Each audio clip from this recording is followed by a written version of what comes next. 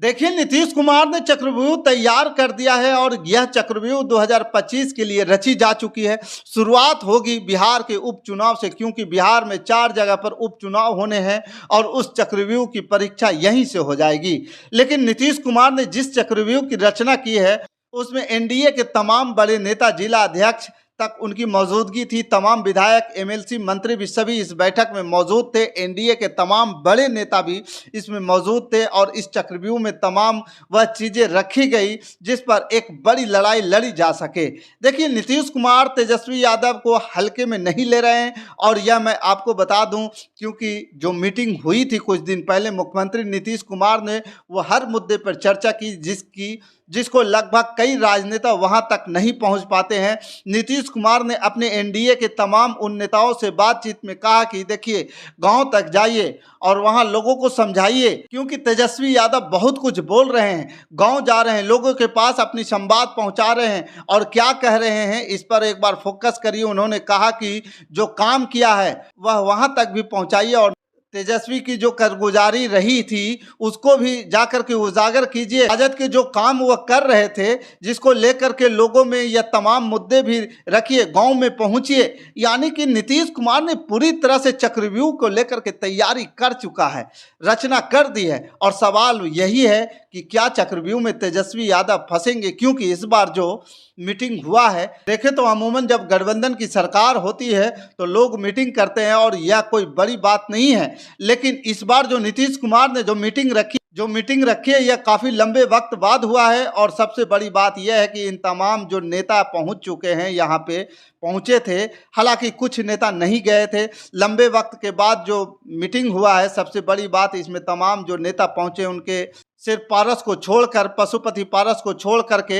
लेकिन इस बार मीटिंग बहुत अहम हो जाती है, क्योंकि इसमें हम बहुत हद तक और काफ़ी सकारात्मक बातें हुई है, चर्चा हुई है और यह कहा गया है कि इस चुनाव में और चुनाव से पहले एनडीए के तमाम नेता बूथ स्तर तक जाएंगे और मिल बैठकर बात करेंगे। देखिए, इससे पहले यह होता रहा था कि गठबंधन तो होती थी, लेकिन उसमें कहीं ना कहीं अलगाव रहता था। अगर हम बात करें जदयू नेता के, तो वो नेता बात करते थे बीजेपी के, और बीजेपी के नेता की बात करते थे, वो सामूहिक रूप से बात नहीं करते थे। इस तरह से बातचीत बहुत ही कम देखी जा रही थी। हर तरफ से, विपक्ष के तरफ से होता रहा था। नीतीश कुमार को लेकर के उन तमाम मुद्दों का भी खंडन किया गया, या उस पर यह कह सकते हैं कि पूर्ण जो है विराम दिया गया है। अब नीतीश कुमार 2025 में एनडीए तरफ से मुख्यमंत्री का चेहरा होंगे, ये तय हो चुका है। 2025 में एनडीए अगर बहुमत में आती है तो नीतीश कुमार फिर से एक बार बिहार के मुख्यमंत्री बनेंगे, यह भी इस मीटिंग में तय हो गया है। लेकिन क्या यह चक्रव्यूह की जो रचना है आज नीतीश कुमार ने जो कर दी, यह सवाल है कि इसमें तेजस्वी यादव को जो उन्होंने फंसाने किया, उस चक्रव्यूह में घेरने की जो कवायद की है, उसमें नीतीश कुमार पूरी तरह सफल होंगे या नहीं। यहाँ तो बहुत ज़्यादा दूर जाने की ज़रूरत नहीं है। यहाँ जो बिहार में जो 4 सीटों पर उपचुनाव हो रही है, उसमें बहुत कुछ तय हो जाएगा कि नीतीश कुमार का यह चक्रव्यूह कितना कारगर हो रहा है या कितना असफल रहा है।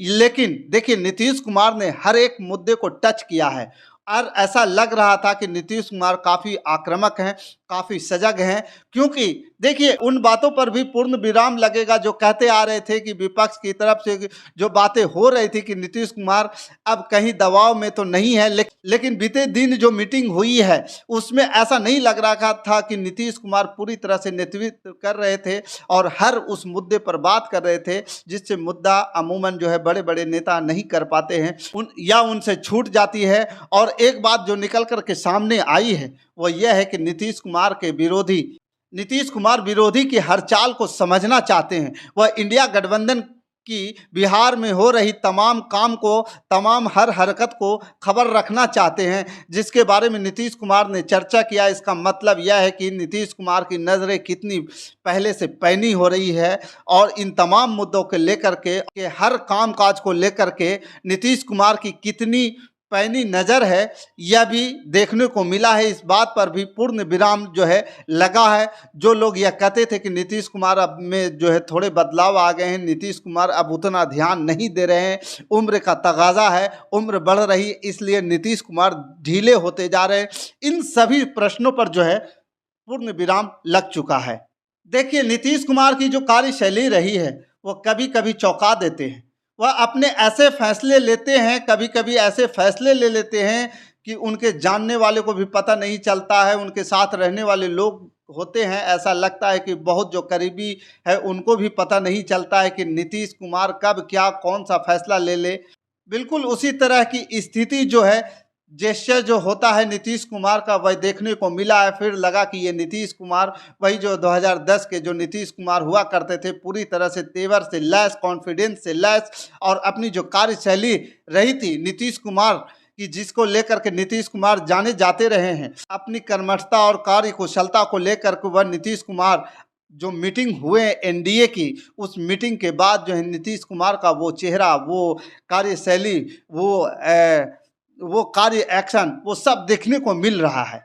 काफ़ी दिनों के बाद इस तरह की मीटिंग हुई है जहां पर तमाम विधायक मौजूद थे, तमाम एमएलसी मौजूद हो, तमाम एनडीए के जो मंत्री हैं वो मौजूद हो, और पार्टी के जो जिला अध्यक्ष होते हैं, वो कार्यकर्ता होते हैं, वो सभी मौजूद थे।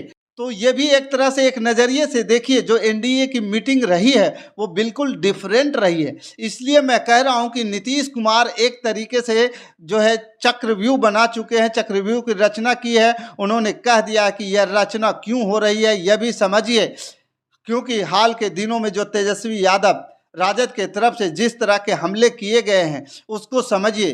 क्योंकि देखिए, राजद भी बैठे नहीं हैं, और राजद कहीं ना कहीं जो है चुपचाप जो है अपना काम कर रहा है। ऐसा नहीं है कि नीतीश कुमार के लिए चीज़ें जो है इतनी आसान है। नीतीश कुमार ऐसे ही 2025 में बैटिंग करेंगे और जीत जाएंगे, यह भी संभव नहीं है।